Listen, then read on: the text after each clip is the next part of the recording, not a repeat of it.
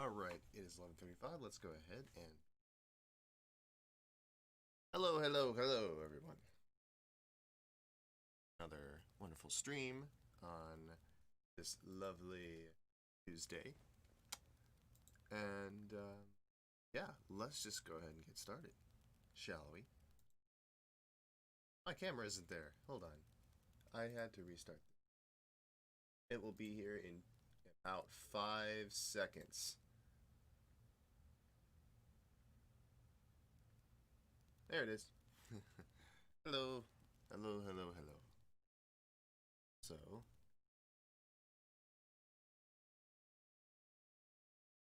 can't see it from this angle, so that's great. Okay. So today, what are we doing? We are making some bass, and we're going to work some more on these chords because I wasn't quite satisfied after last stream. I mean, we did get a fair bit done, but I mean, we were experimenting, and most of it was just kind of like showing off this chord plugin. So I've just kind of revisited the chords really quick, and I've just been doing that a little bit before the stream started here, and I've come up with this. I've also changed around the notes a little bit, so like the starting notes of the chords, the root notes, and I've come up with something like this.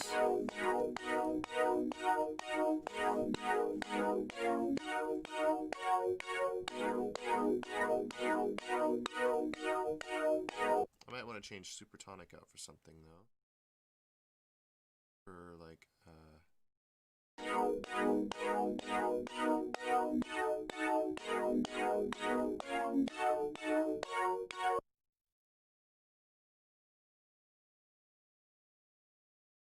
dominant seventh here.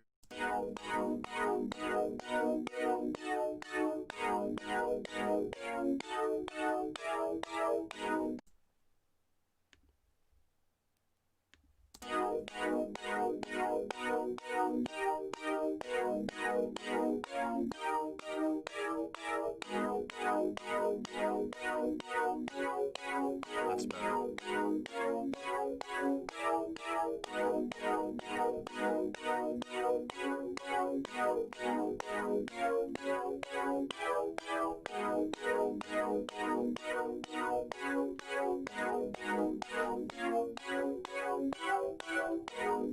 Okay, that's the best so far. Let's make a MIDI clip of that. So, yeah. So a little problem with my app is that when you save and reload Ableton, it kind of loses its settings. So there does need to be a way of saving and loading from a file, but that's down the line. So I did say yesterday I was gonna like post the beta for people to download, but I mean, first of all, it's gonna be interest. If someone says in the chat, or if someone says in maybe the comments, like, "Hey, where is this? I want this. I want to try it." Disclaimer: it's in beta. There's still some things off with it, but that's fine because we have workarounds. Let's see. So we want to get MIDI from Serum from this track, put it on record ready, and now we can get the chords.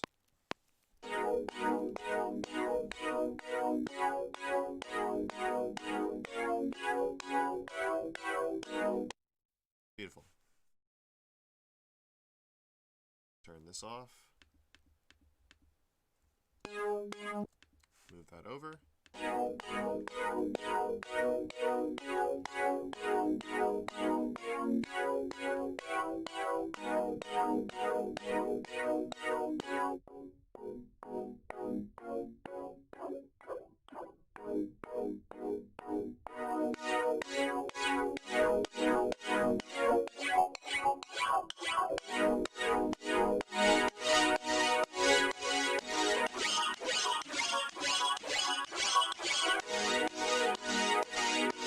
So that's the chord sound we have right now. Let's move this over to the other instruments as well. Let's see if this chord progression works. Solo this whole group.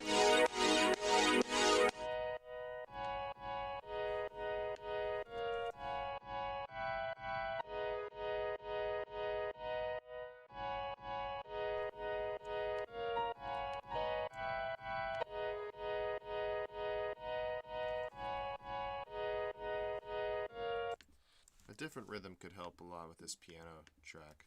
If I maybe had it like on the offbeats so that it avoided the side chain from the kick, because you can't really hear the beginning transient of the piano, because that's being masked by this sidechain compressor here. It's like we want that transient to the piano to play out, but in order for that to happen, to avoid our kick, we needed to play on, perhaps we could just start out by trying to make this on offbeats.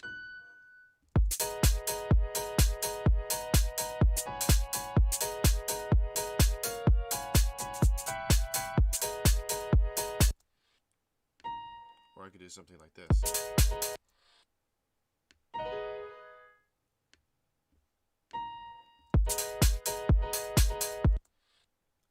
That's cooler.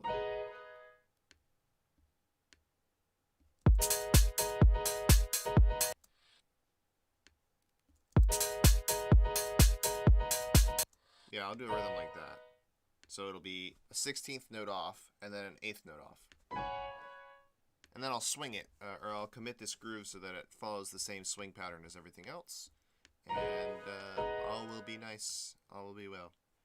All will be well. So yeah, all the chords on 2 and 4 will be aligned, right? It'll be an 8th note off. And then all the chords on 1 and 3 will be a 16th note off from the grid.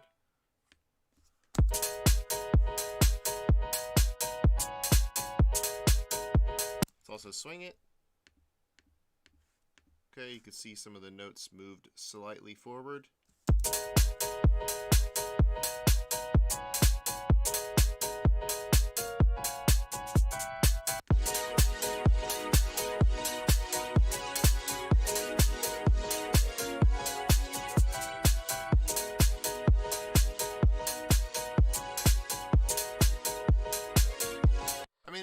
To be bass, like I said, okay, well today we're gonna make bass, but we gotta have something else for the bass to be playing, or something to be playing on top of the bass. So we want the vibe we want the whole vibe there of everything else, so we can make bass that fits into it.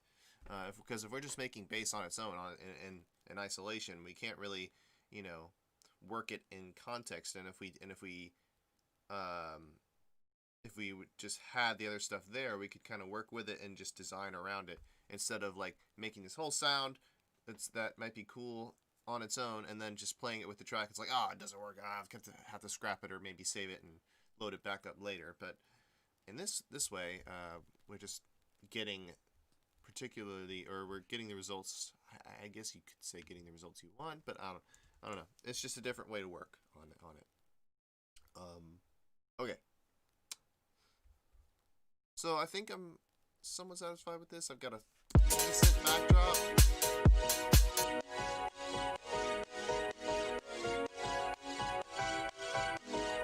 Let's compare it with this one too.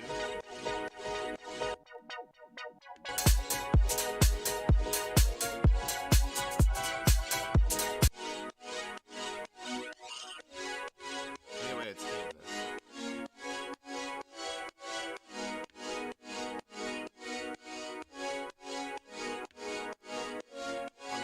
Other than the auto filter, but in the patch.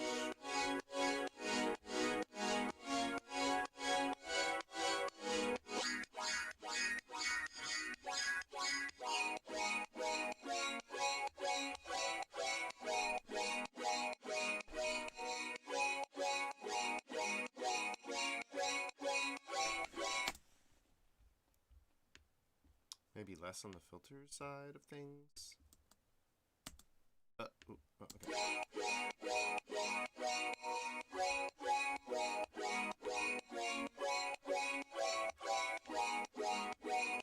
Let's controlling the flanger is just all the way up all the time.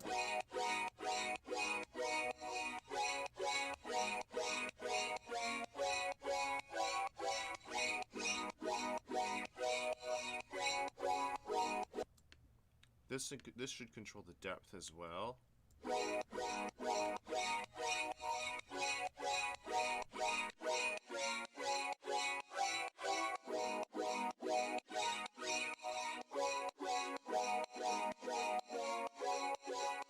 What's this control? Oh, delay.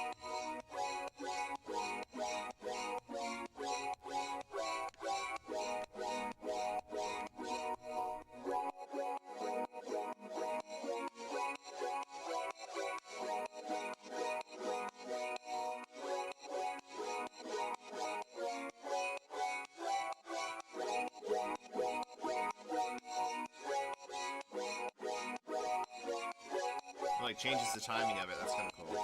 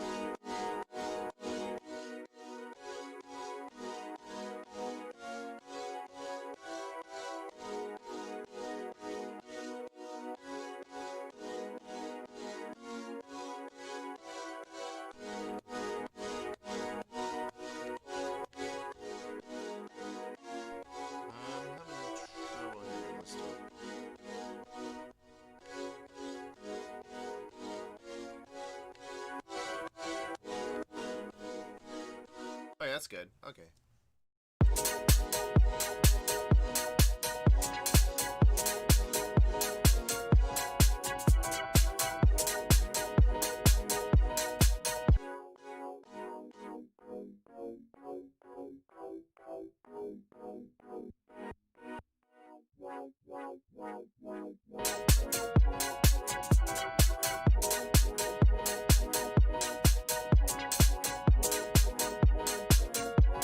Okay. Let's make a version of this that's just one chord as well. And it just like plays it at the beginning of the measure, so there's some space.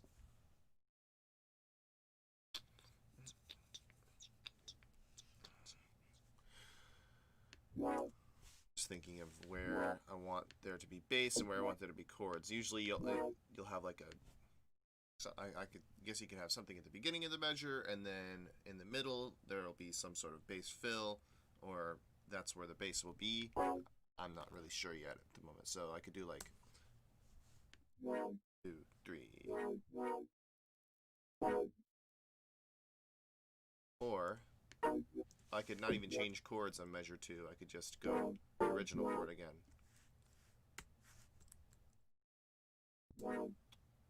4, 2, 3, and then it goes back.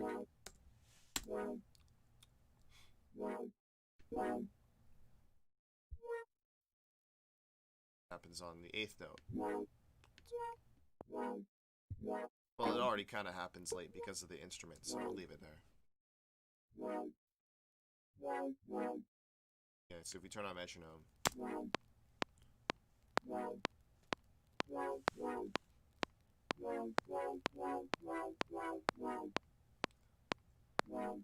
yeah, it's kind of nice. We can mess with inversions as well.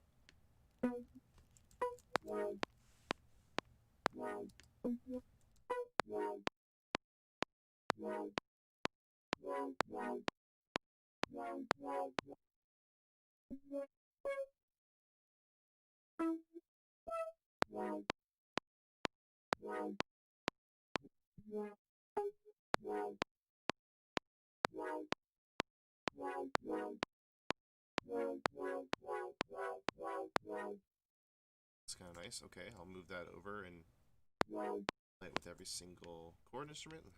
See how that sounds.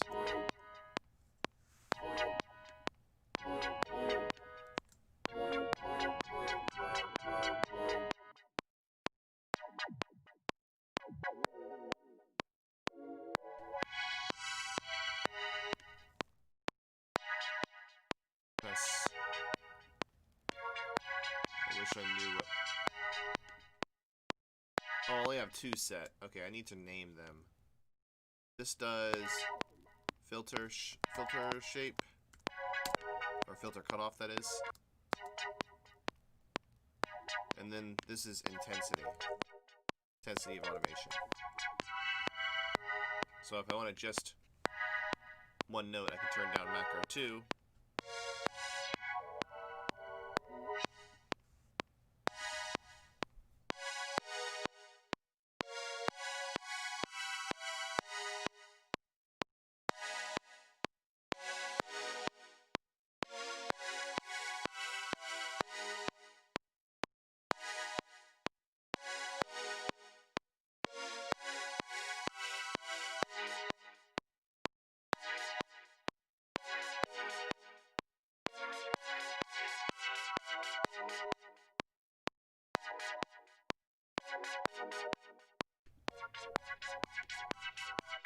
Oh yeah, there's a bandpass filter in here that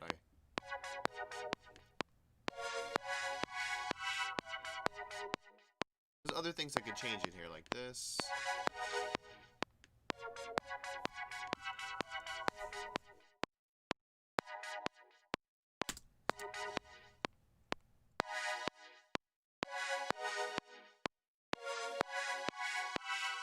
So really the only controls we need right now are macros 1 through 3, so I can delete the others. And there we go.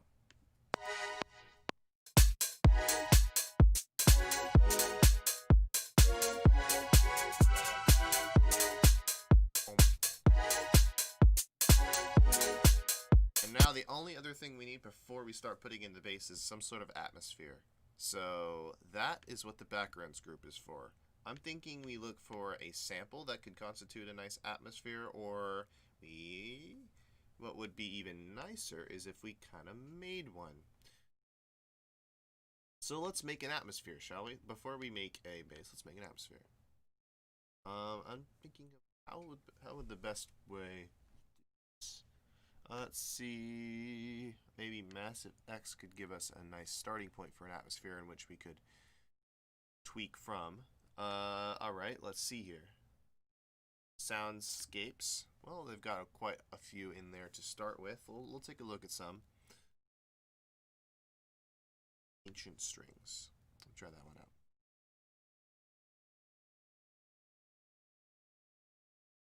Gonna have to get a new cup of this in just a minute here, so.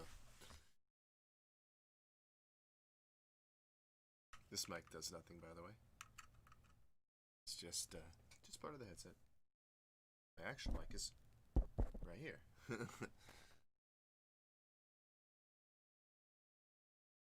I'm just starting at my push, that's why. Instrument. Time to boot up here.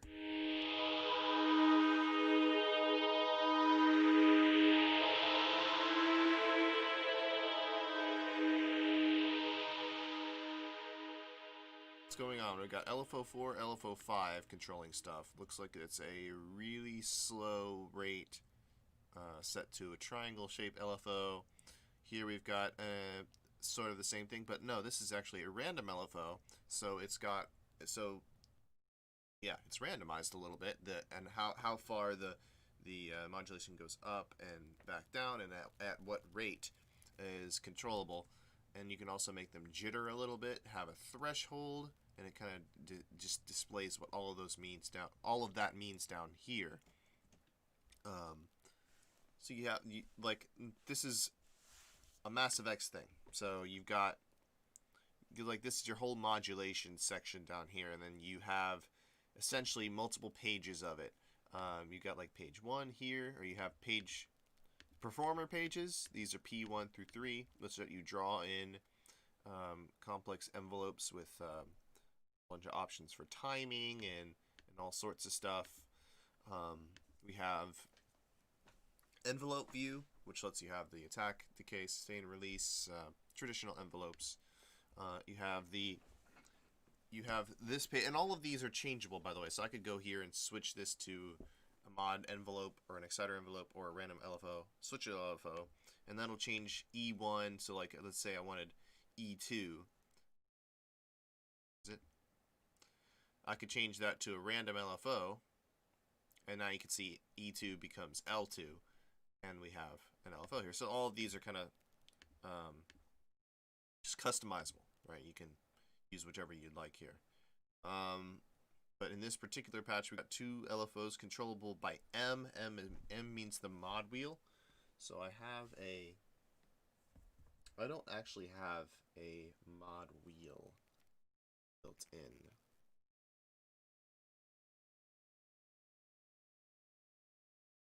Yeah, I don't have a mod wheel control, so I'll have to just use this here. Okay, I've got actually.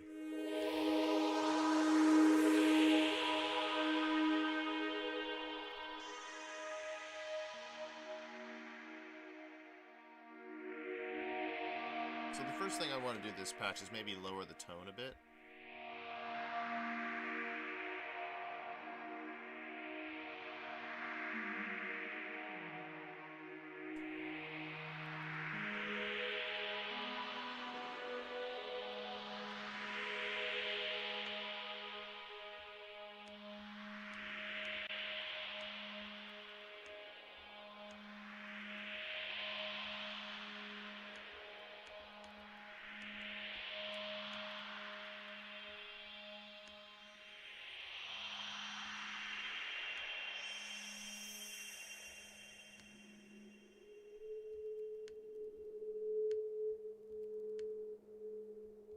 I'm just kind of messing with the parameters here and seeing what we can get out of this patch here.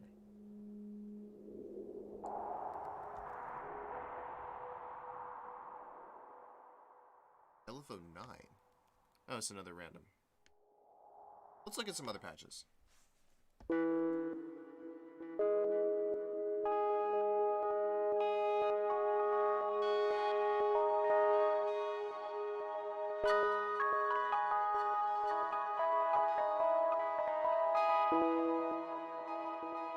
That one's kind of nice, but maybe not exactly what we're looking for.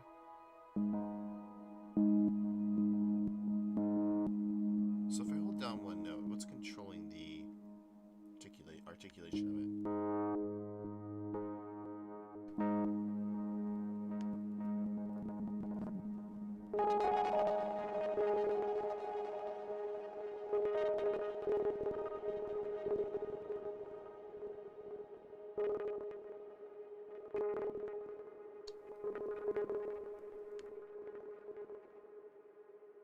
Mess with the filter here.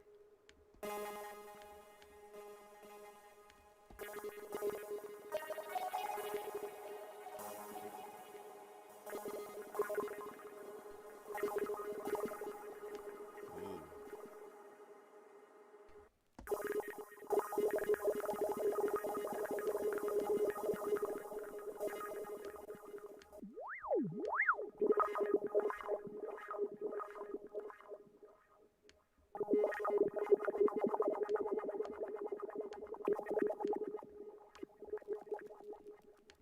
I want this to be controllable through a macro. Macro 9 can do the rate of this.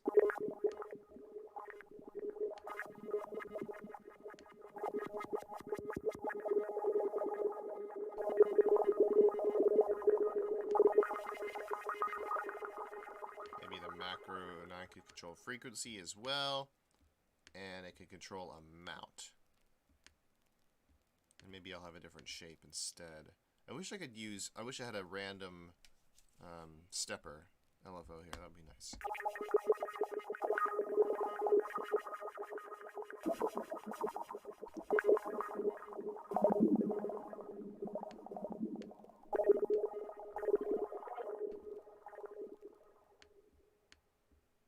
Let's turn up the flutter on both of these.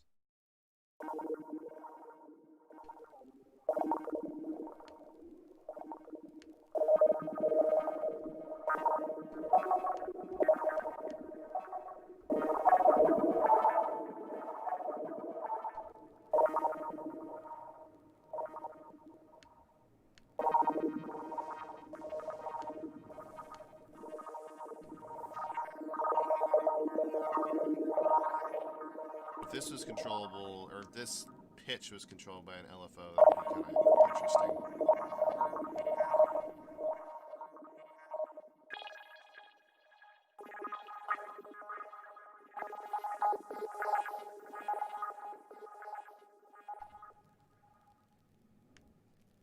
What else is moving very?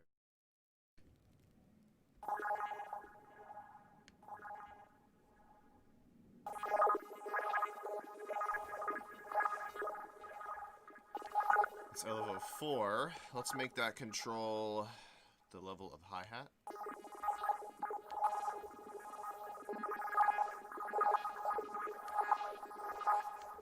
And then finally,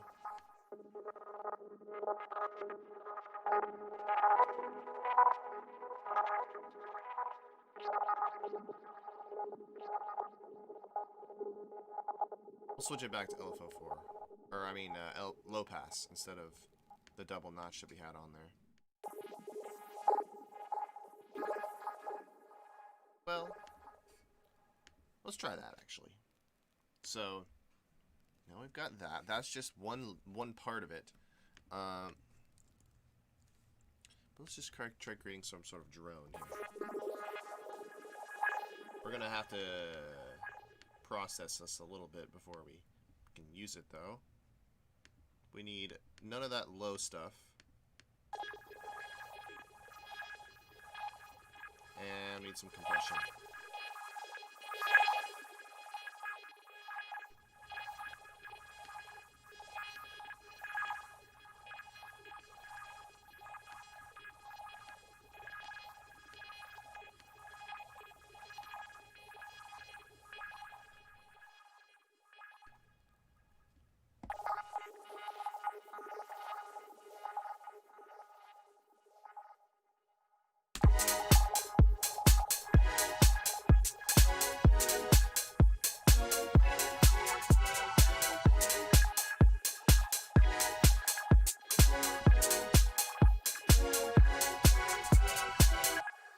Got to have a short release as well, so I can cut it off when I want to.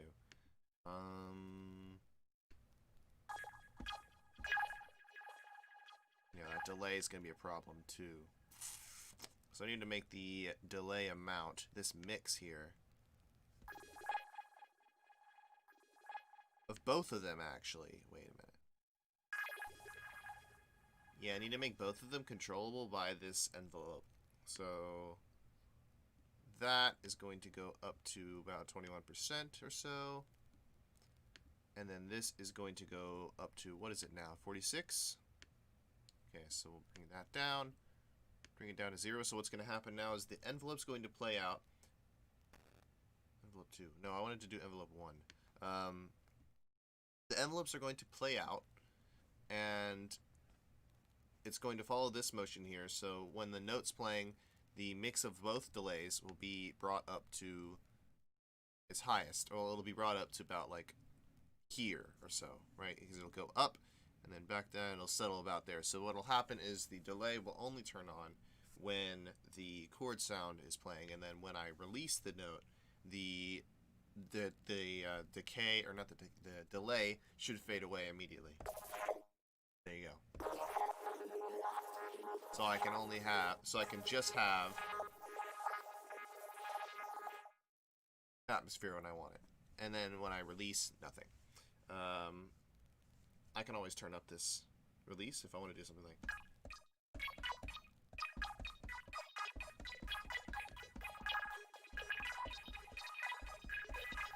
If I want to do like an arpeggio, I could turn up the release maybe.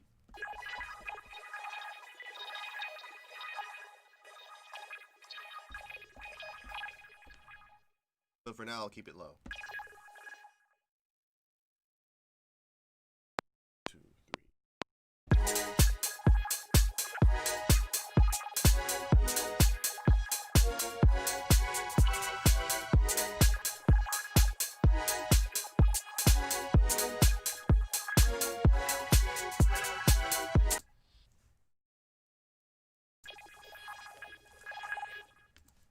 Quantize.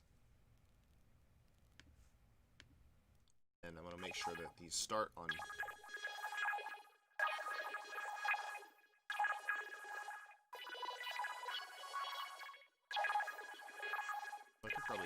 chords.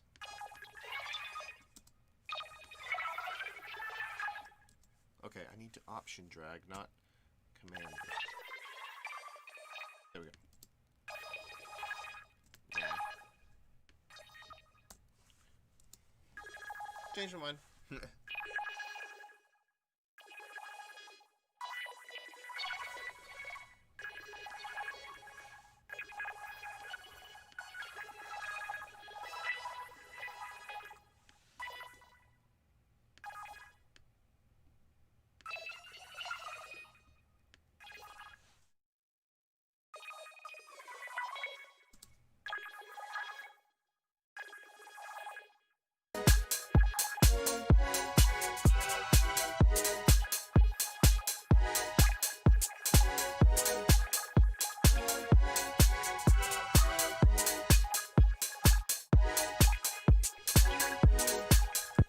I can maybe extend these out a little bit. It's about there.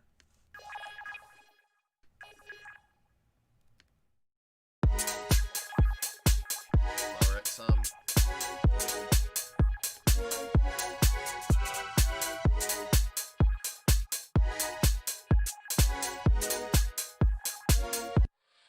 Put it through let's put it through Replica, which is a Native Instruments delay plugin.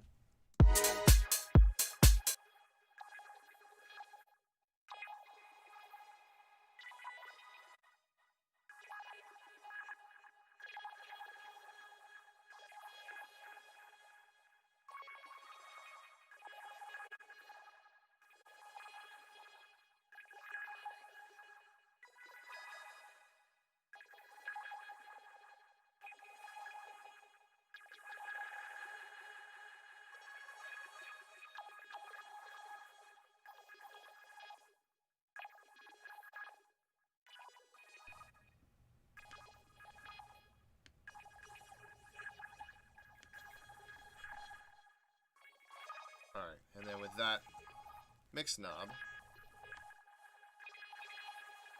I can create sort of a delayed version of this, and maybe help it out a bit.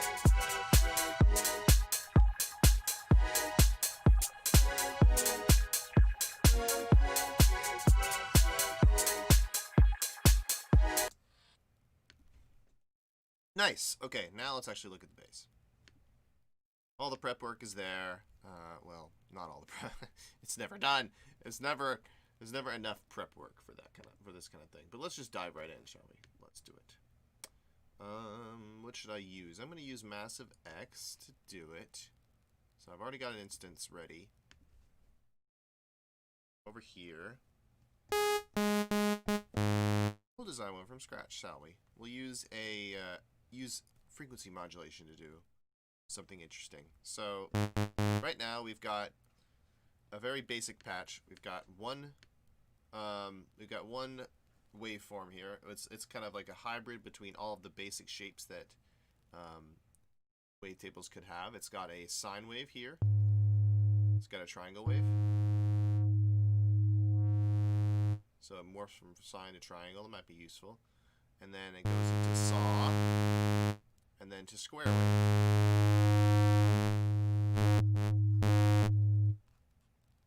And then we have another one here, which is just square to sine to saw. Like that.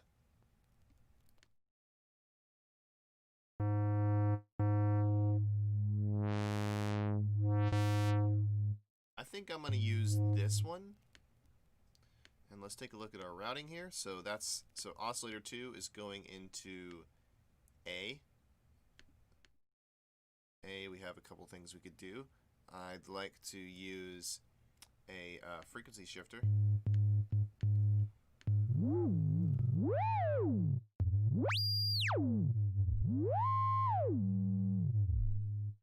Do something like that.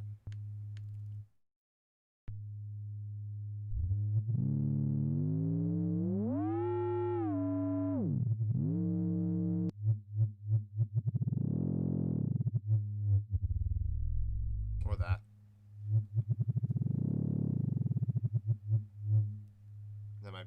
nice for like an effect.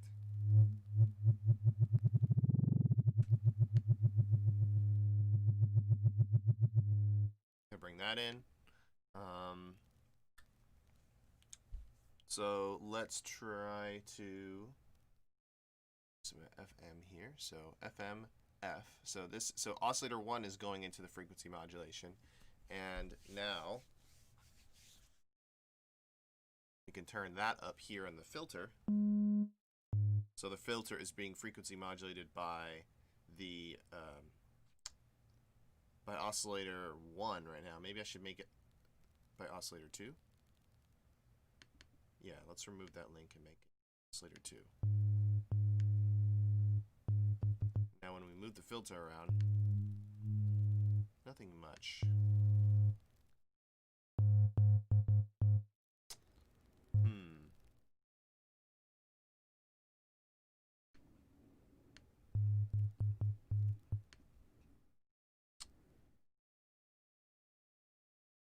There are some ways we could alter the waveform here too. We could just use the pulse modulation down here if we wanted. But we're doing it on 1. We need to do it on 2. That will start to give us sort of an FM effect.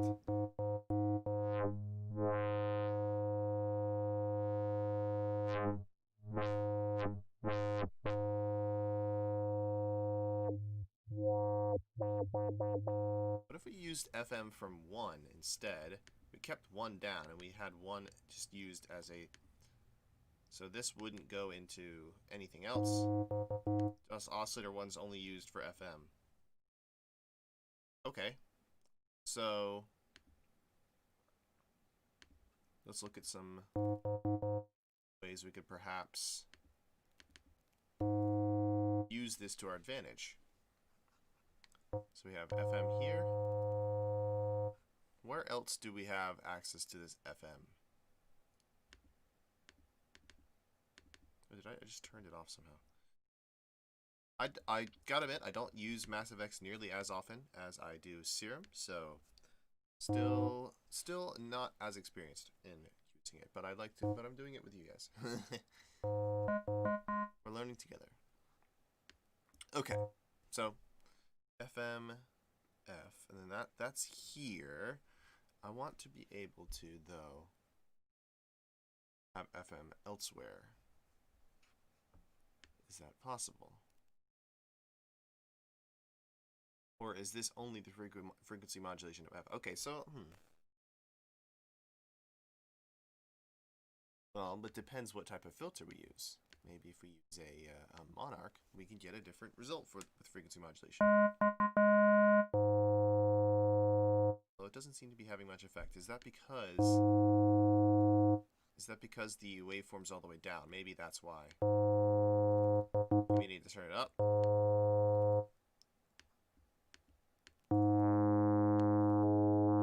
Now we can hear it doing something. Let's turn it up some, or turn it down some, actually. There we go.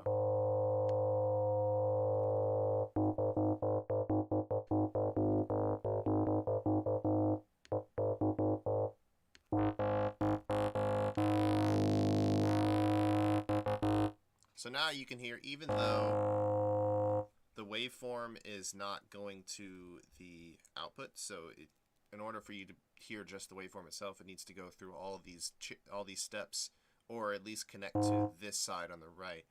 And you're not hearing oscillator 1 in that context. You're hearing it through the FM. It's going to the filter, and the filter is being frequency modulated, and therefore you're hearing the waveform sort of come out through that modulation, as if like the filter was like the carrier wave, or there's like the carrier, and the form it saw, the waveform is like the modulator. If I could do like a day explaining like frequency modulation and modulation in more detail. That's the thing I could do, but that's going to take its own day and prep work and et cetera, and interest in that subject. But You're hearing the saw through the filter right now. I can adjust the intensity there. And now I just want to mess with the waveform itself and see what we can get in terms of just using the saw, just using the FM. I'll also introduce some movement in the filter.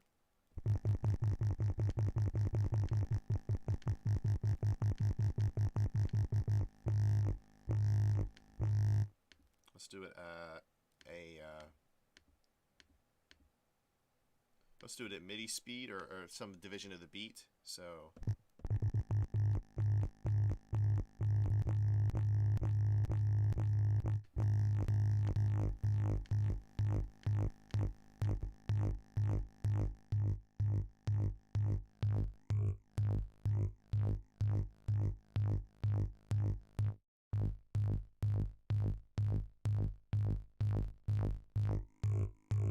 let's try a different waveform. Filter.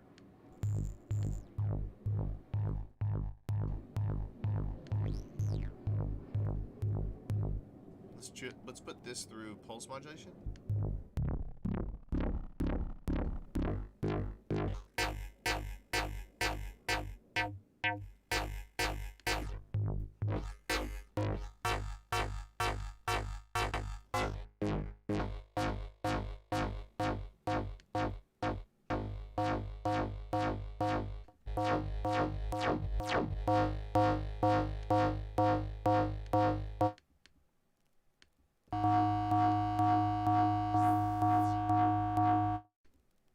Nope, we gotta use a low pass.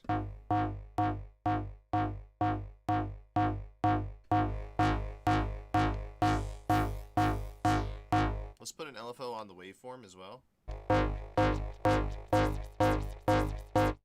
Make it the same rate for now. Or half the rate, actually. Just so I can tell, like...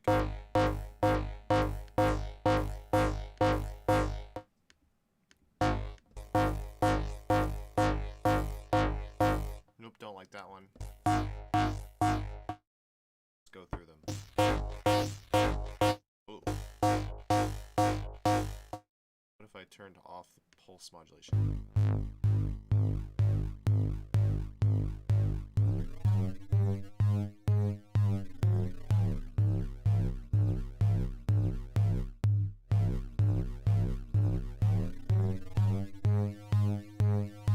I liked it down an octave.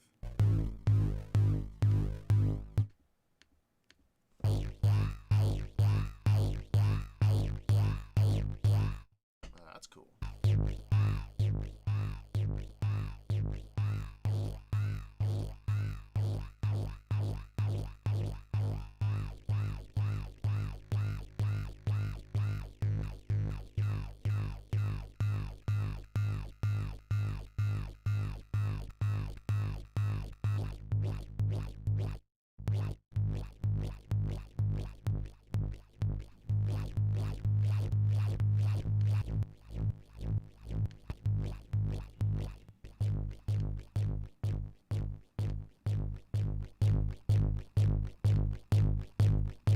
Nice. Okay, now let's put it through a couple effects like utility.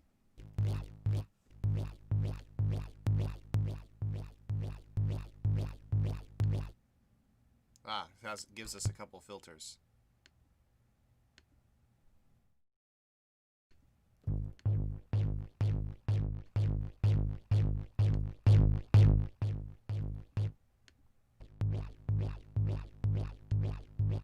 Alright, now let's use a ring modulator.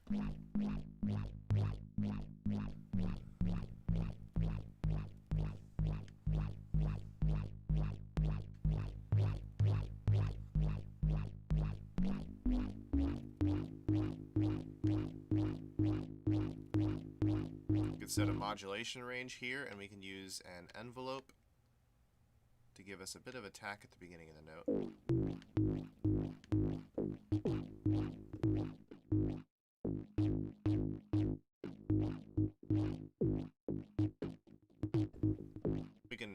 use that elsewhere to like give us a burst of some sort of transient at the beginning. Maybe we'll use a little bit of waveform modulation. Or let's make the LFO restart as well when we restart the note. So we got to do that. Let's see, loop RST, loop restart. Now we can just play that initial transient over and over again.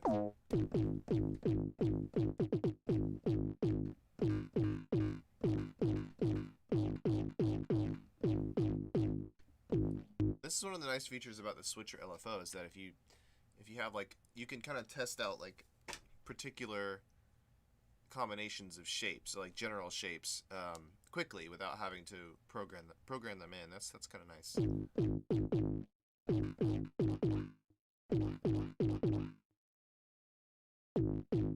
You can also automate this so that it goes between the different shapes, like.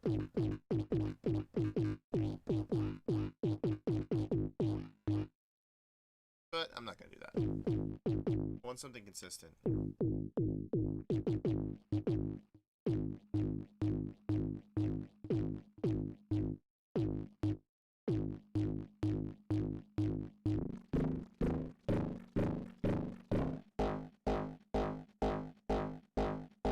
can definitely use a little bit of modulation on the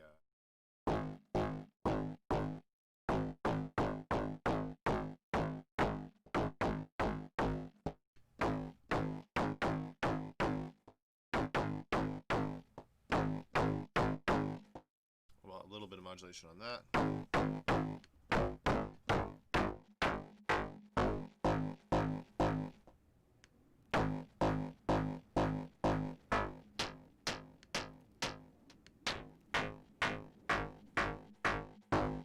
Let's put a little bit of PM2.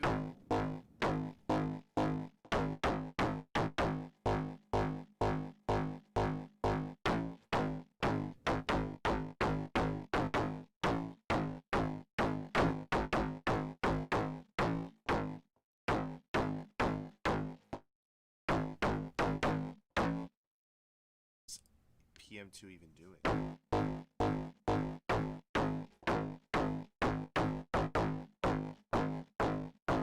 Hard to tell.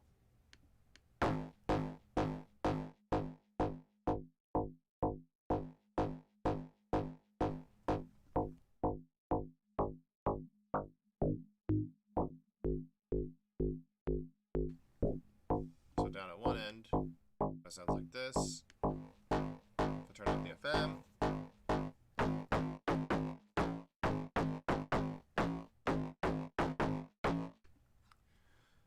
All right, tell you what, rather than go through and create a bunch of automation changes to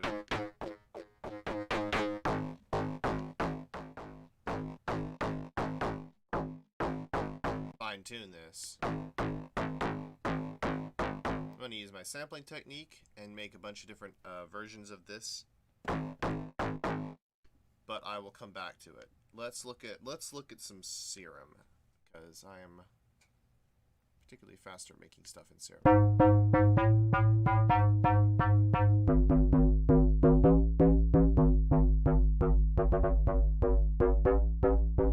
It's a good starting point.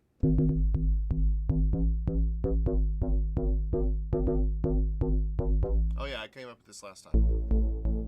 I didn't come up with it, I found it last time. Let's make a duplicate. Let's find a different patch.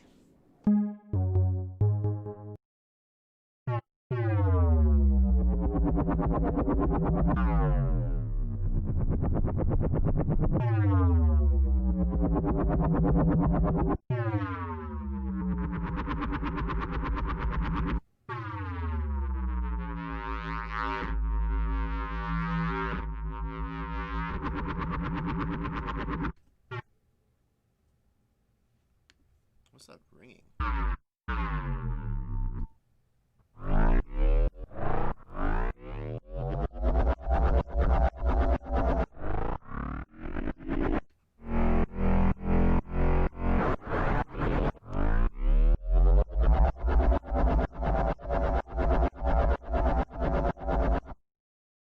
kind of cool, but let's make our own. So we want to go with a nice starting waveform that'll give us that low end that we want. So like a clean, sort of basic waveform. Keep it more in the low end here. No, not basic shapes.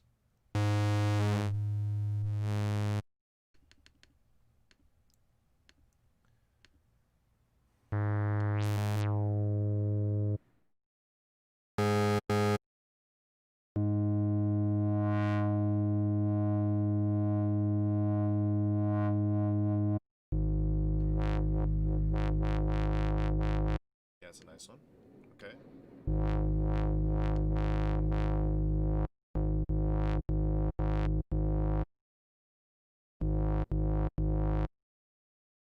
I could go the other way instead. I want more of like a down, down, down, down, down, down.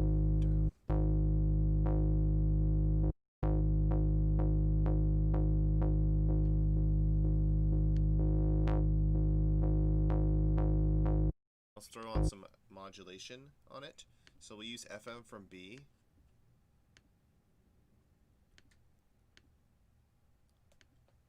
And now waveform 2 is acting as a frequency modulation source for this waveform.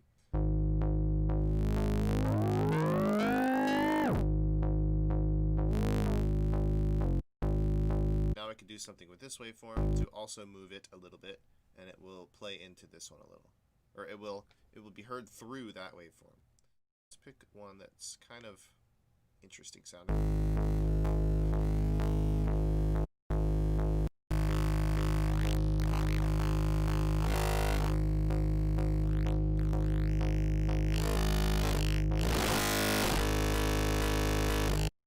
Perhaps something simple, because the more complex the waveform, the more nasty the frequency modulation starts to sound when it's at its upper ranges. So maybe I'll try using something simple. Let's do basic WRT.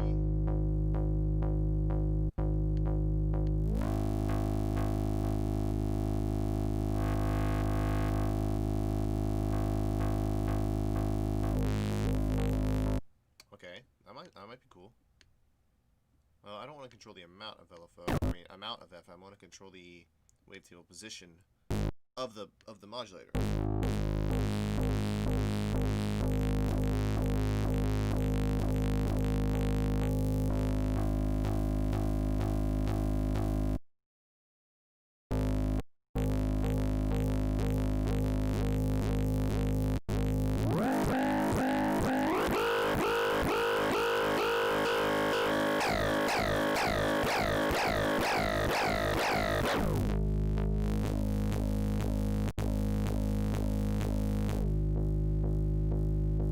Cool, now I got that in there.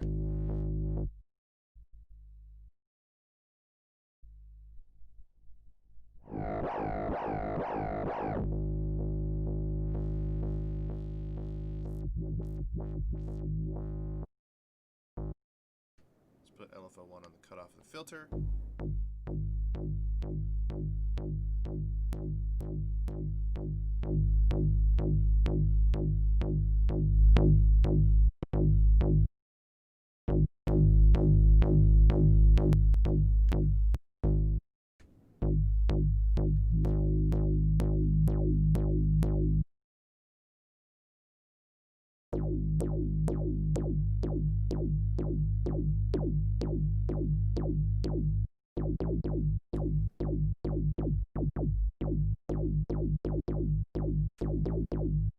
That's kind of a cool filter. I like that.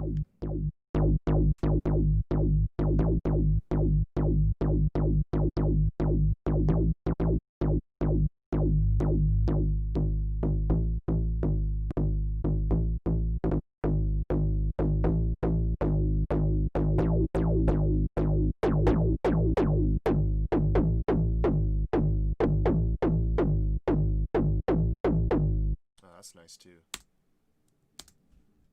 do that. Let's just try that.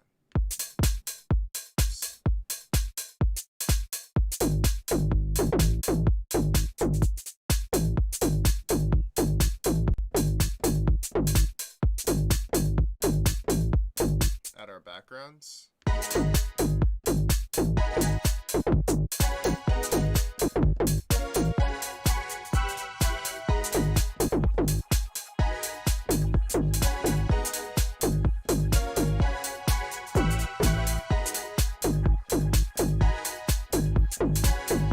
Got some macros that will control like the cutoff.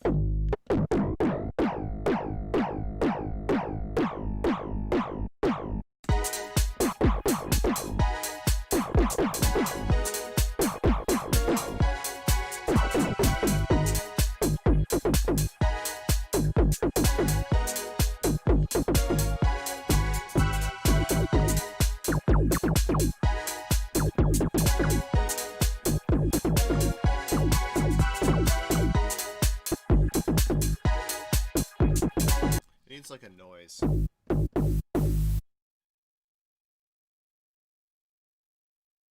Drilling wooden dowel into styrofoam. Well, that's oddly specific.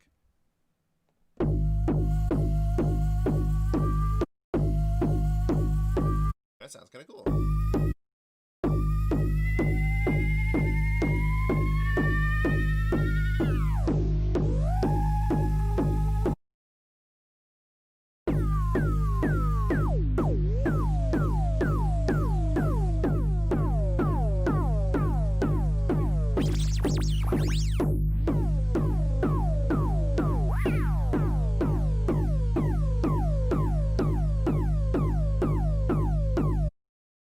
Level can be controlled by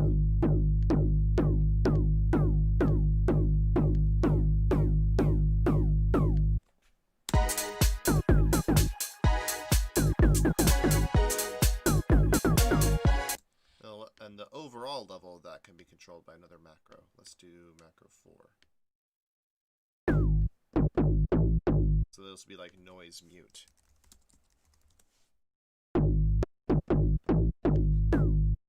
So when you turn it down, let's also make the LFO modulation of it less.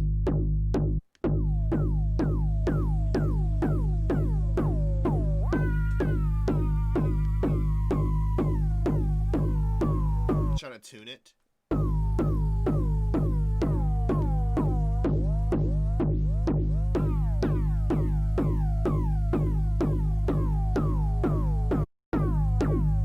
The resonance of this filter can be controlled. Also the boof parameter. I'll turn that down with this one.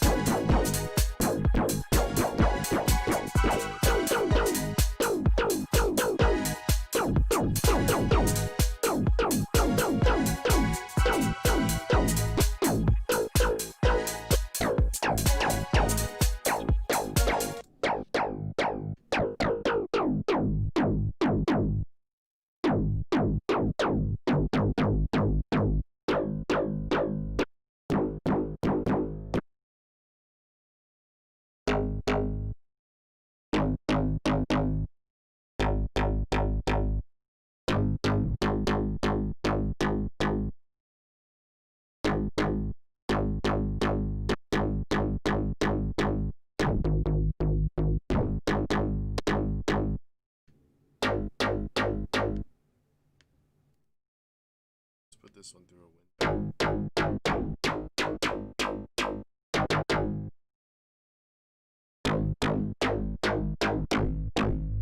This is the same waveform.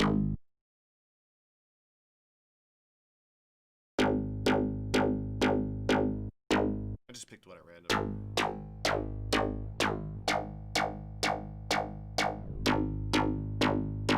Pretty nice, actually.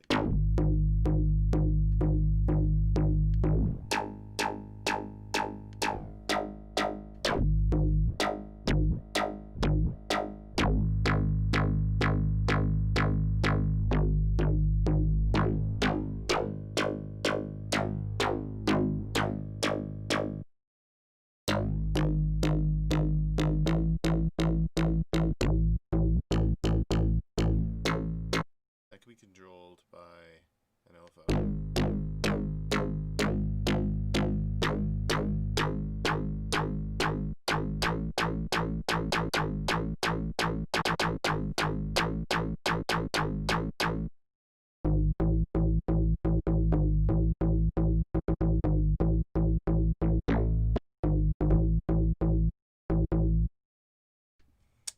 Alright, now what we can do is use some of the effects. I haven't even touched the effects tab yet. First thing I want to do is add some unison.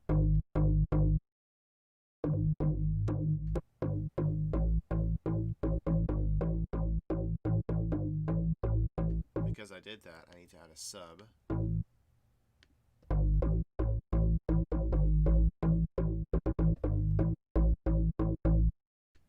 I'll add an LFO that controls its level.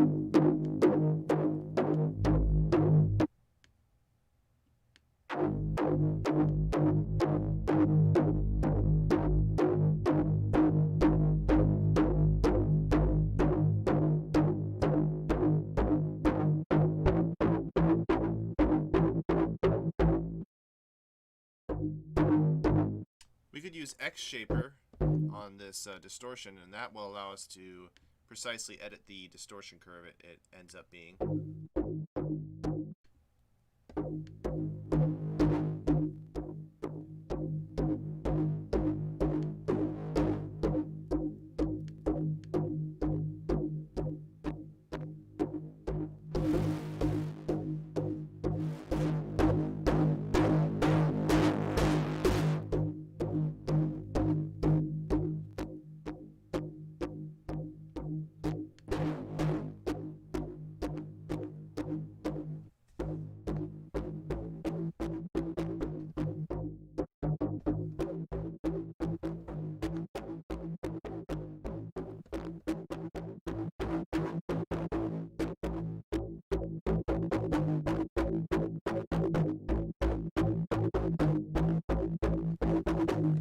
That's a nice little bit of glitchiness into it. And if we compress it afterwards,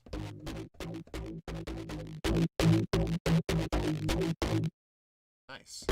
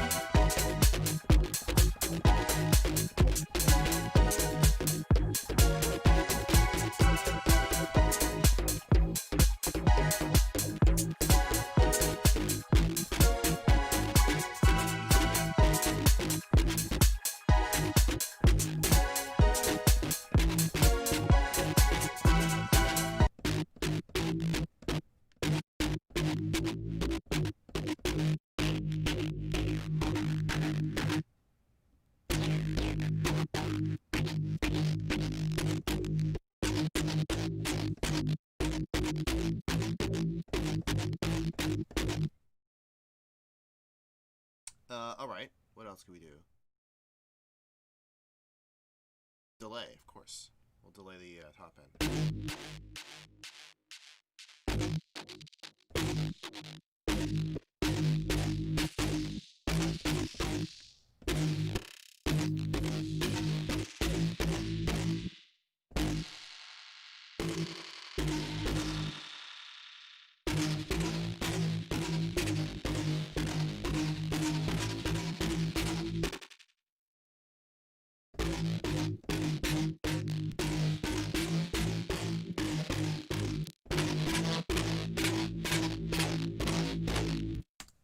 Ooh, that's cool.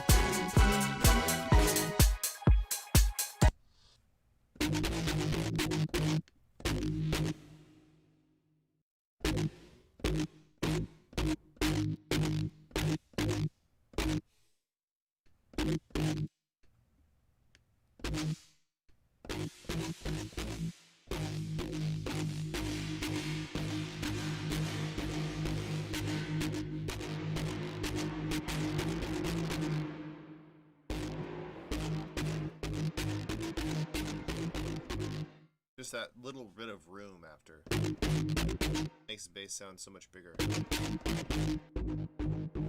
Then finally, we can add another filter, or we can add it before the compressor. Not another low pass, you don't need that. Also, the cutoff of the filter should be controllable.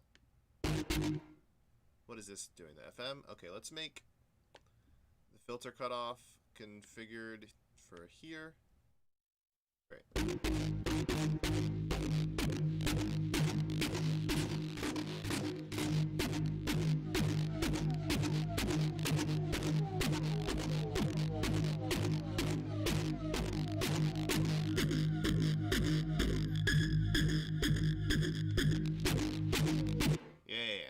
That as well.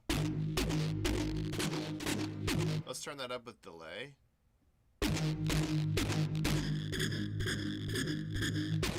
it'll be like glitch out. And this, what does this do?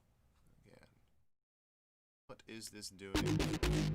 Oh yeah, it's turning down the boof of the filter. Okay, I can get rid of that one and make that to control the cutoff. What do I do for this one?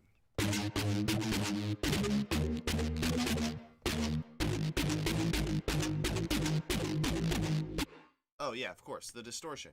You can turn this down.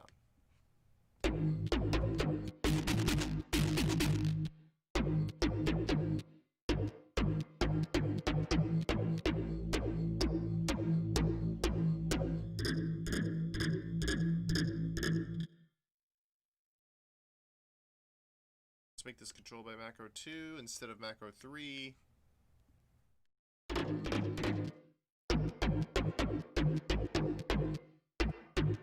Let's get rid of the noise at the end by increasing our release.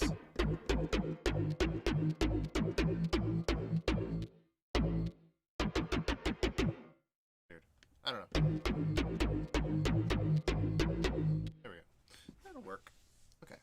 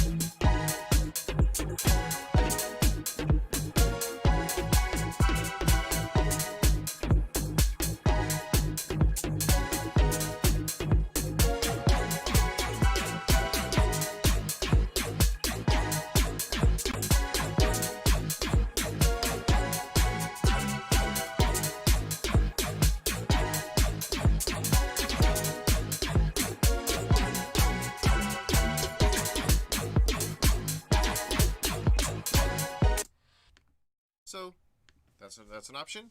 That is the sound.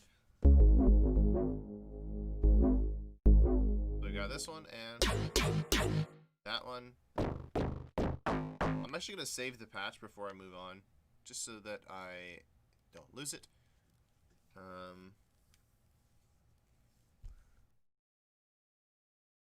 SF X-shaped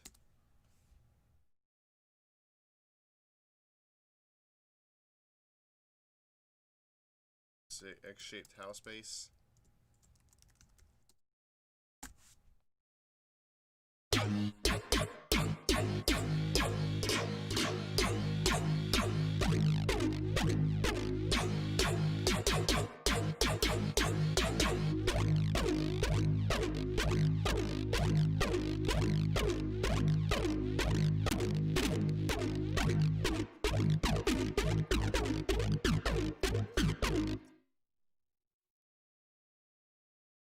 Make this FX filter wet, FX filter frequency can go. I want to control this mix independently. So we'll just configure that knob. So that's controlled from Ableton rather than this macro. So I have just a little bit more. I can turn off and on distortion or just the filter.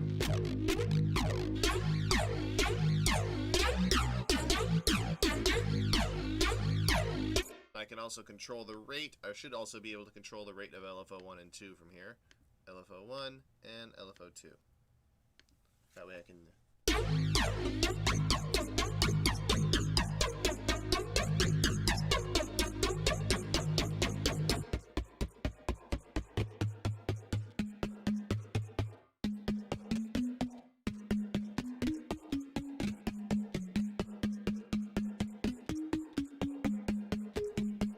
Could be an idea for maybe like... Let me get this.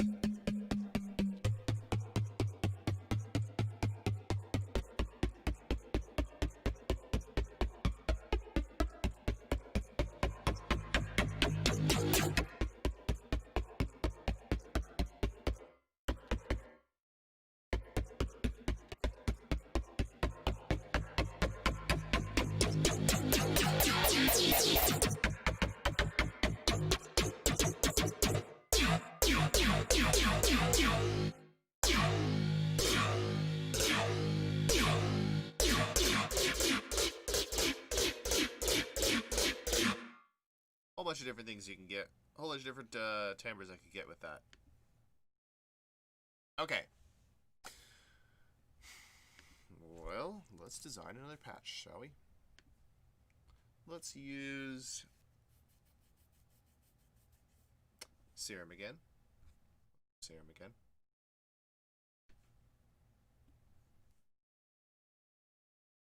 Okay. Well, let's go to a preset.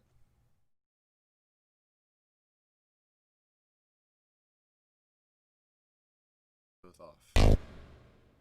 Oh, it's just the sample. Well, that's no use.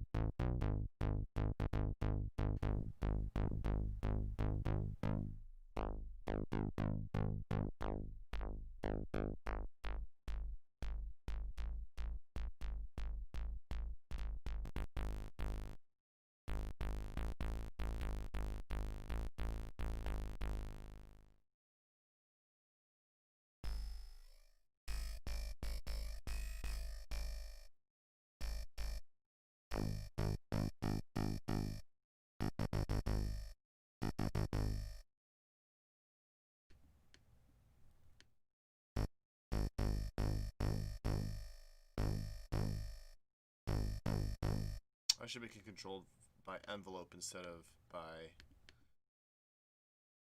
LFO. Because I wanted to start from this point where it's like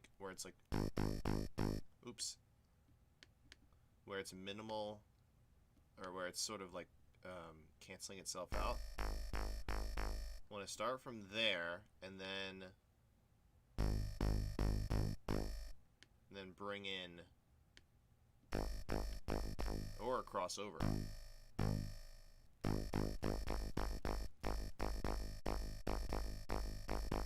Yeah, that's cool. Let's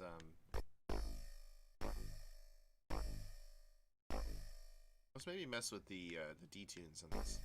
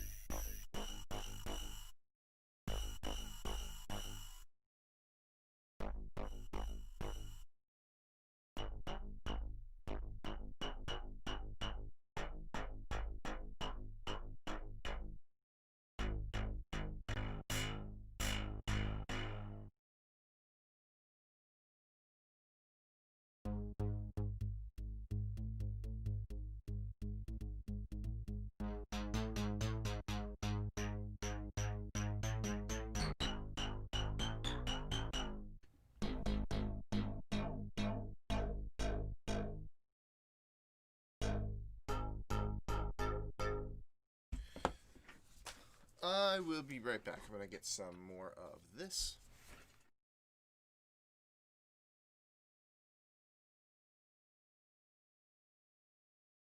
Not batteries. Definitely not going to eat this. There's definitely not batteries in here.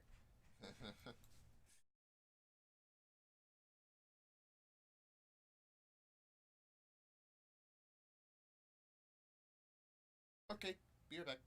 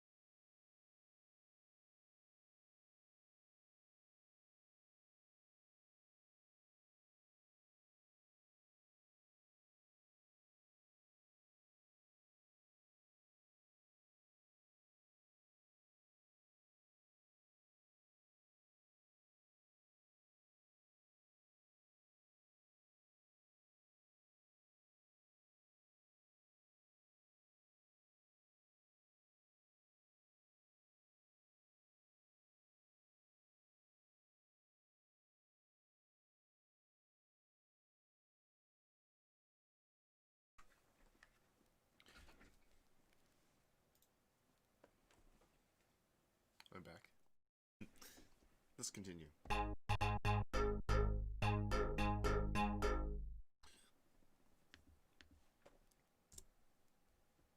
By continue, I mean delete that patch I was just working on, and I want to create variations of this one instead. So that's cool, right? We've got that saved up, ready to go. So I'm going to press Apple D to make a duplicate of that track, and then we're going to go from there. So we're going to adjust this to maybe have some different effects.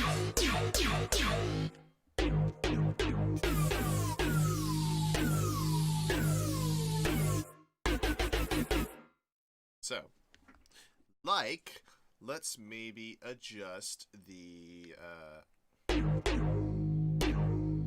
we'll keep some of the core components of the sound the same, like the filter, the wave shapes, but maybe we'll change the modulation on the wave shapes and the FM amount, and maybe the distortion a little bit.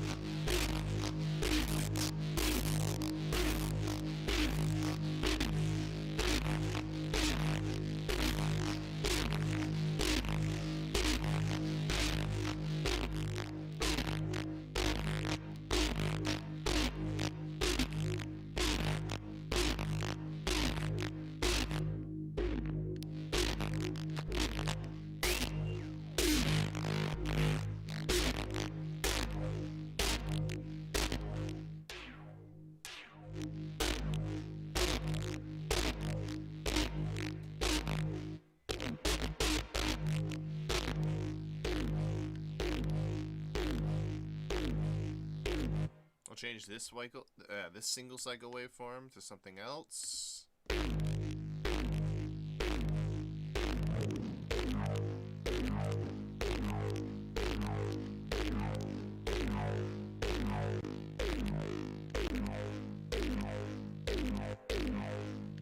Let's undo the distortion for now.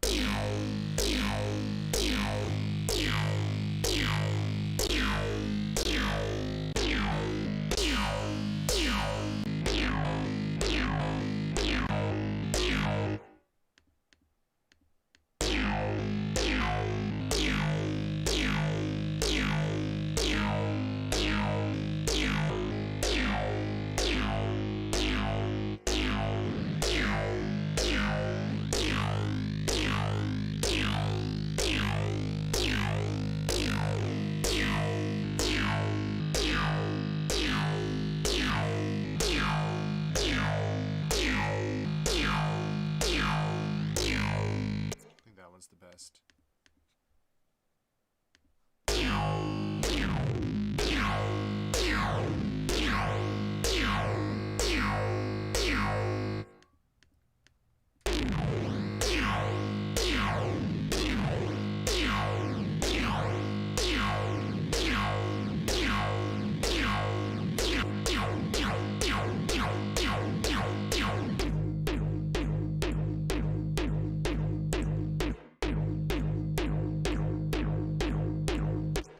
Change up. No, delay's not even in there. Alright, I'm just gonna get rid of the noise.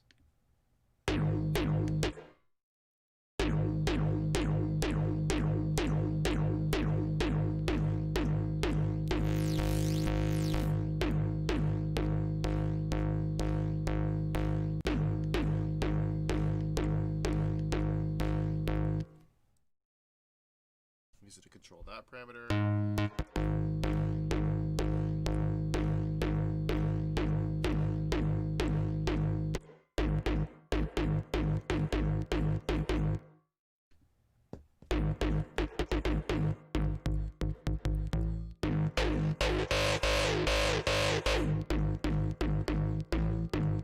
Why should I just make it mix out the entire filter?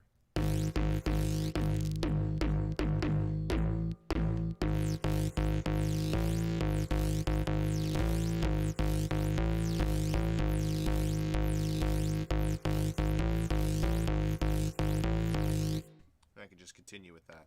Let's change this filter as well. What controls its mix?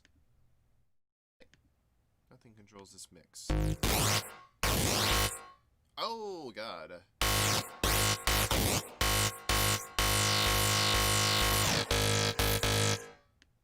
Okay, maybe I don't want to use...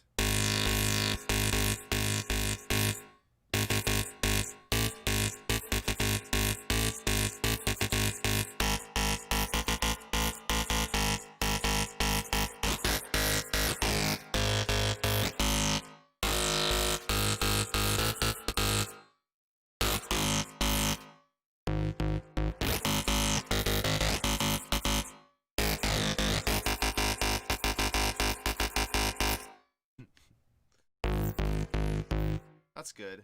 That's good. That's good. That's good.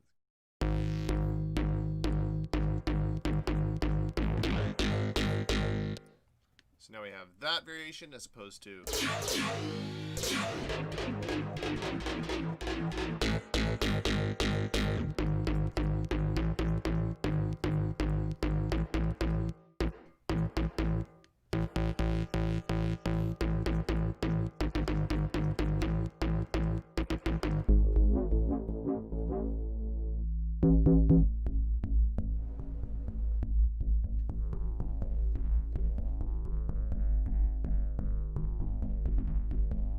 Let's make a variation of this patch as well.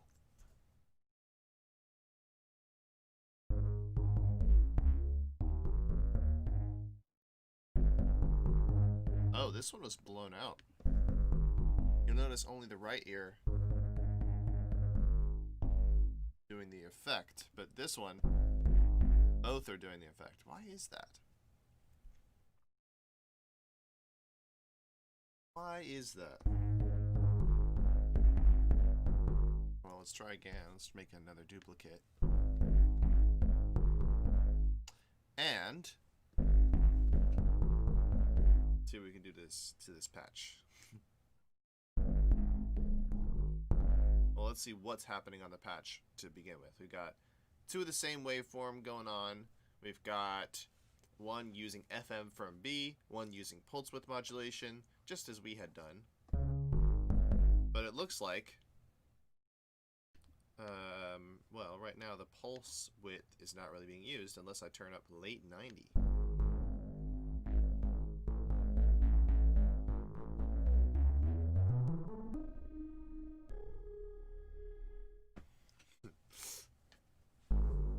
So what is late 90 controlling? It's controlling the wavetable position of this, detune, blend, I'm sure a lot of effects as well. It's controlling the level of, oh, nothing here. What does macro 4 do? It controls the wavetable unison. It controls the detunes of things. It controls wavetable position and warp. Sub-oscillator level, B volume, A wavetable. So it just changes the balance of a lot of things. The filter to go up though.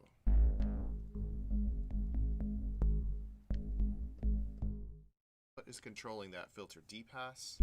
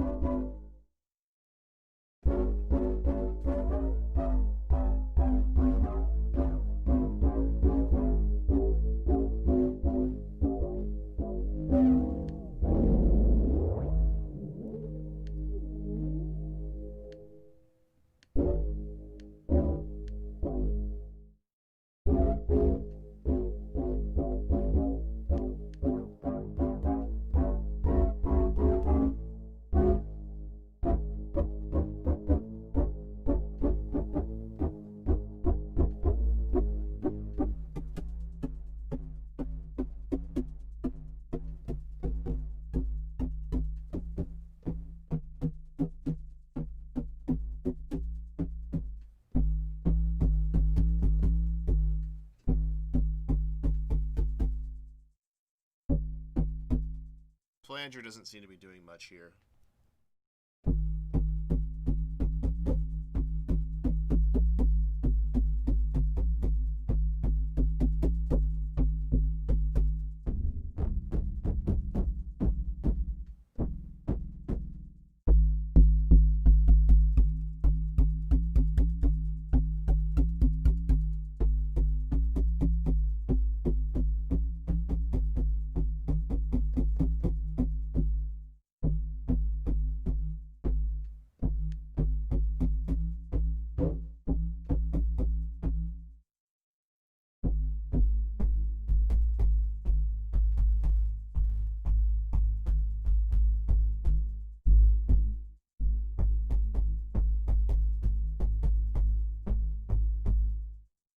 Phaser even.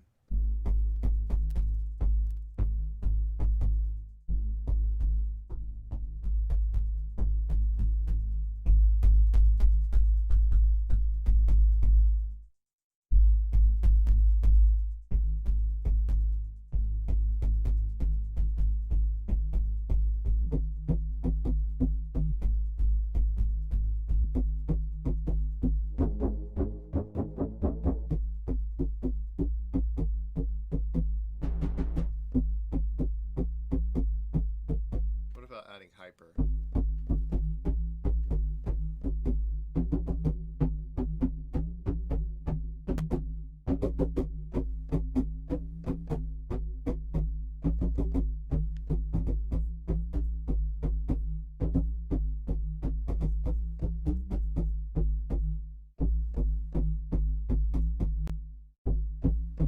Yeah, I messed it up.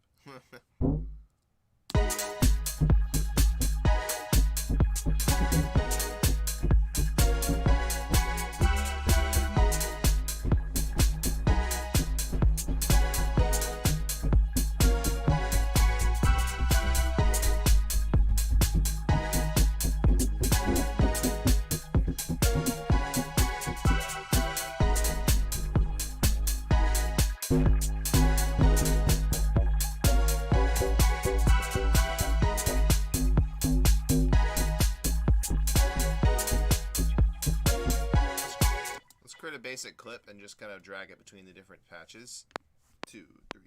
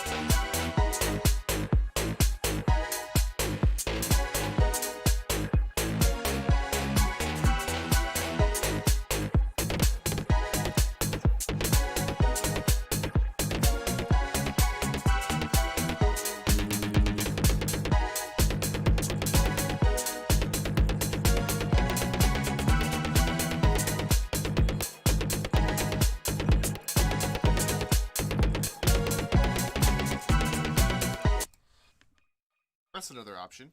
You could use the LFO.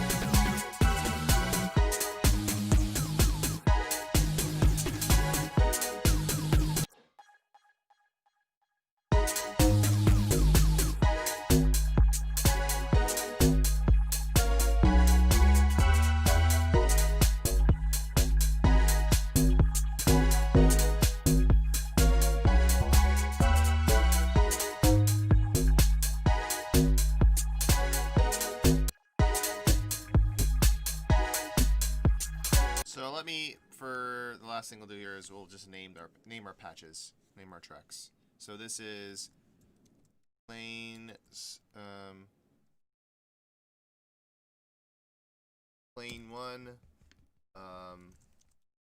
plane phased, I guess you could say. This is kind of shaky, and this one more stable. And then this one will be driller. I'll call it driller because it has that sound effect there. And I'll call this one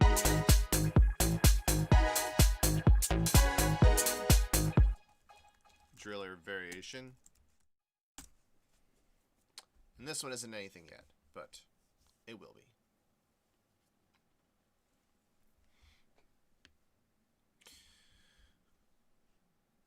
All right, what else could we do here? Well, let's see. We've got this sort of atmosphere. I'm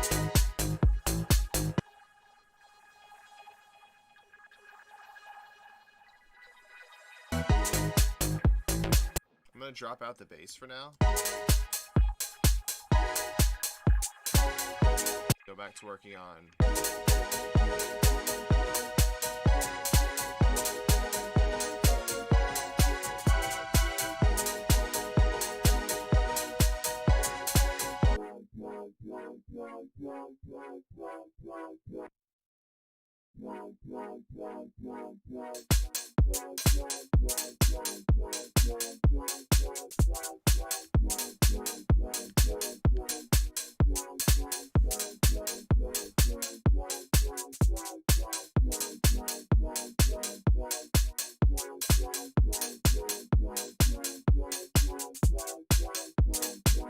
These are just overall lower the cutoff of this filter.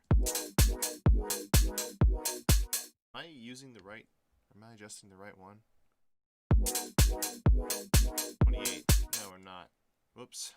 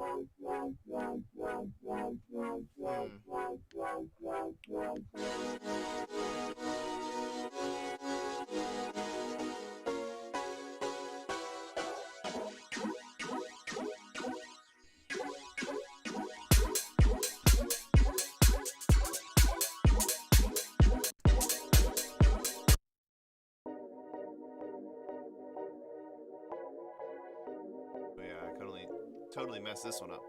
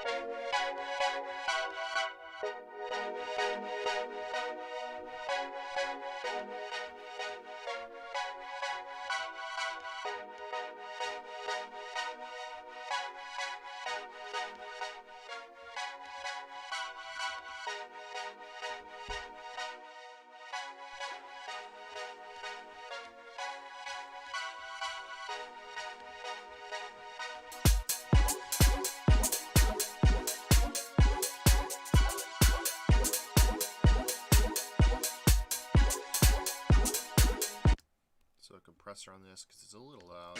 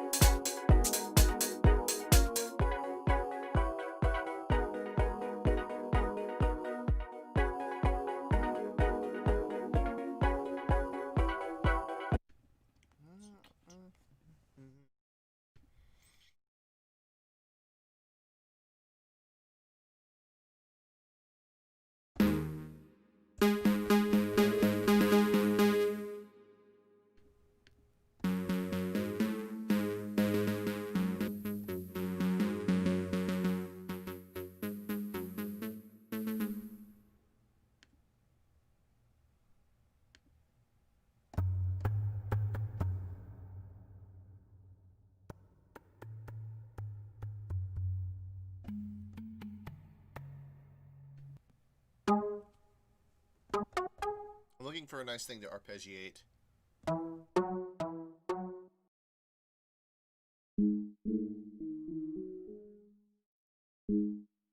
Maybe I should throw an arpeggiator on it so I could hear what it would sound like if there was one.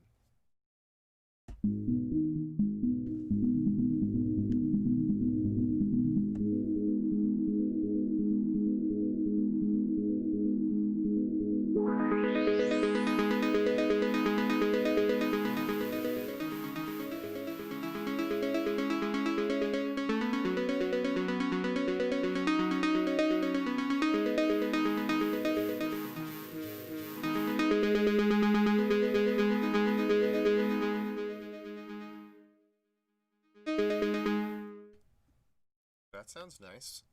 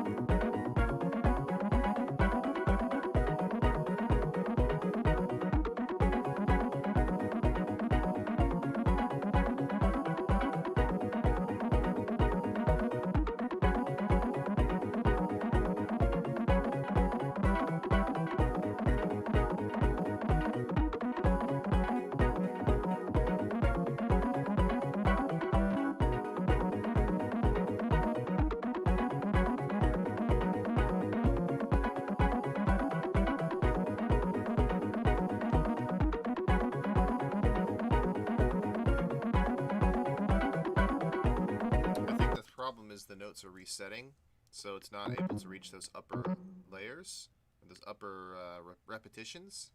There we go.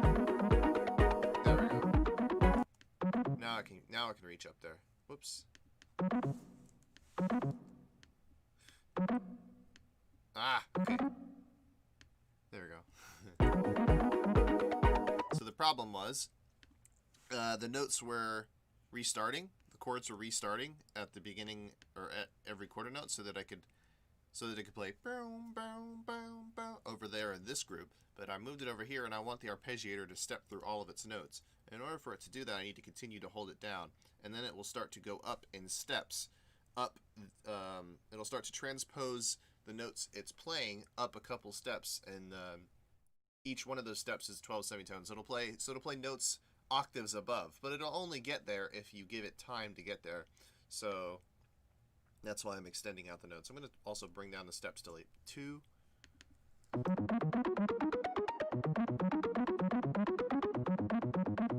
See how it just restarts at the lower notes? Don't want that happening, so we've got to take out those repetitions.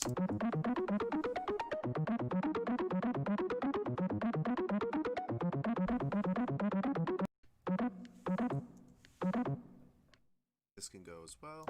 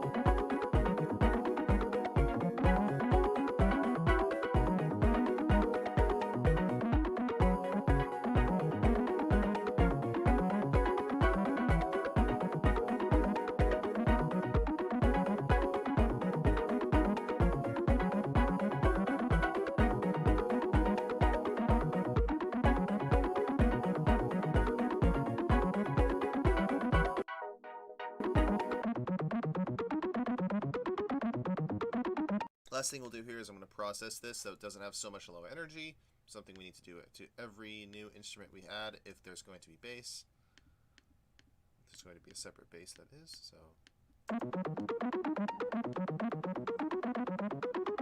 all that stuff below 100 hertz we don't need.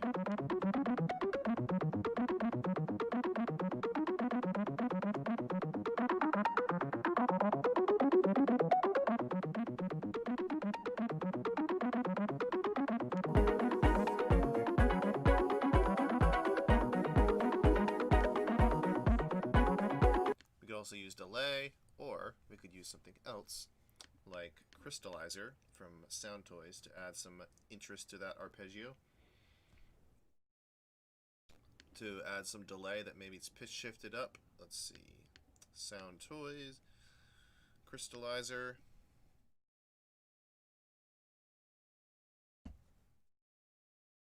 Yeah, it's like a super fancy delay plugin. Granular echo synthesizer. So let's use pitch up. Let's do octa high. Well.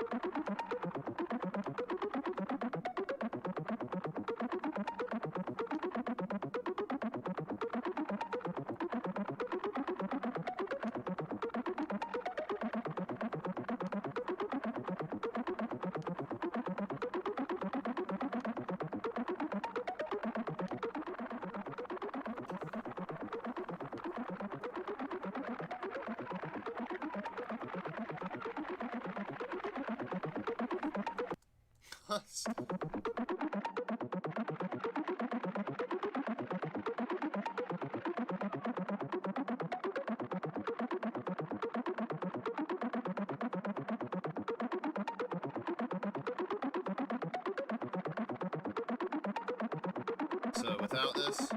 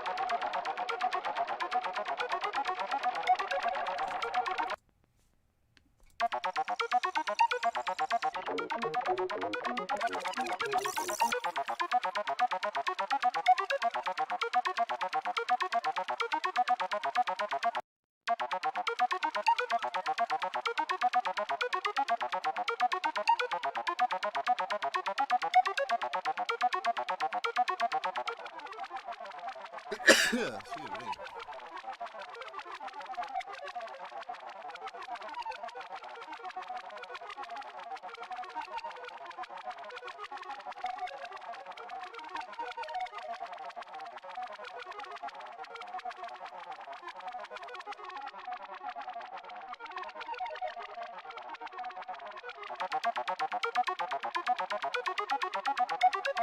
Alright, we finally dialed it in.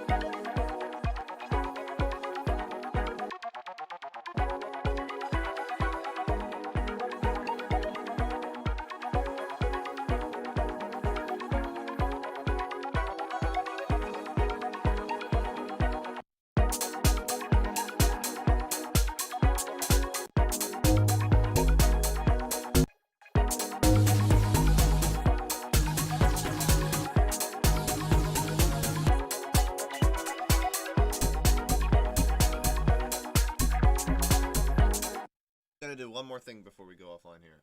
I'm going to make a bass loop that goes along with this section using this particular patch here, plane 1.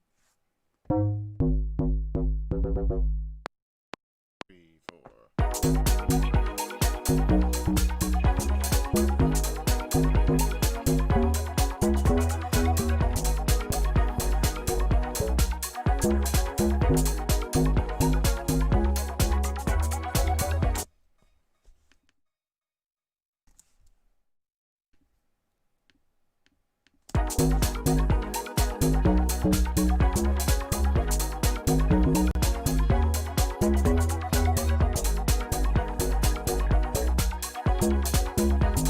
Simpler.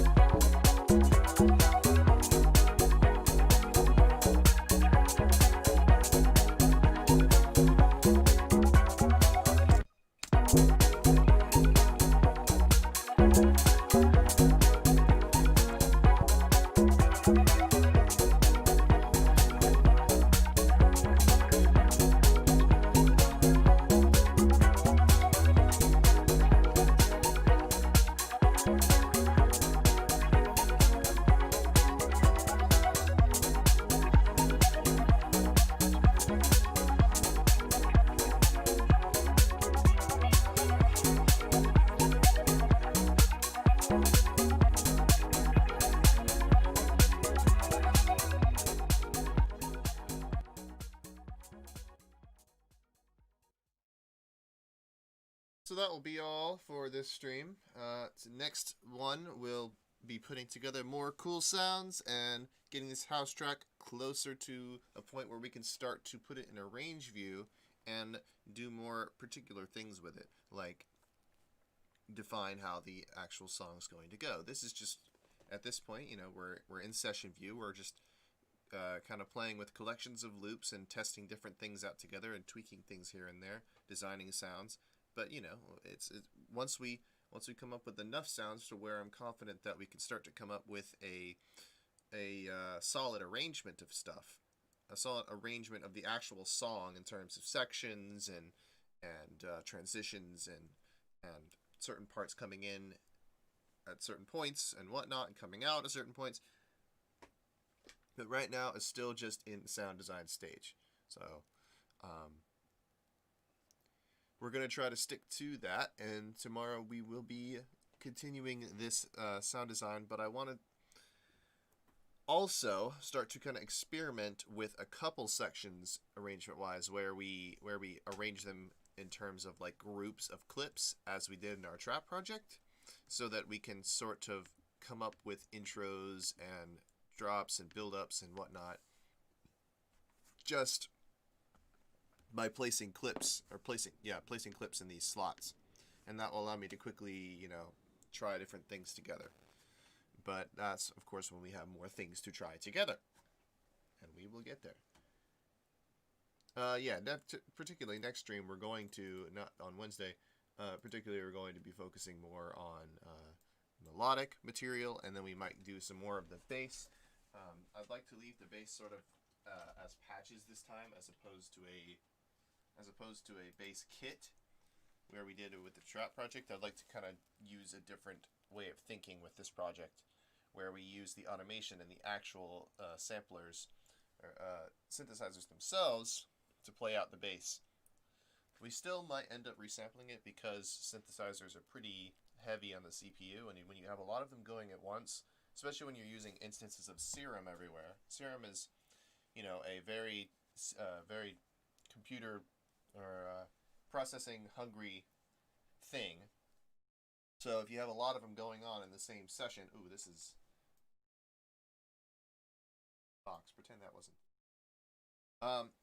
But yeah, when you have a lot of Serum instances going on at once, your CPU starts to complain, or at least my CPU starts to complain. So there might be some resampling here and there to kind of just bounce out the Serum into an audio file. That way it can be played back easier. But that is going to come with time, and I'm going to have to, of course, come up with some bass lines for that. And for that, we're going to need to have everything else in place, and the arrangement, and yada yada yada. But we'll get there. We will get there, and I hope that you check in with me and come back tomorrow, and we will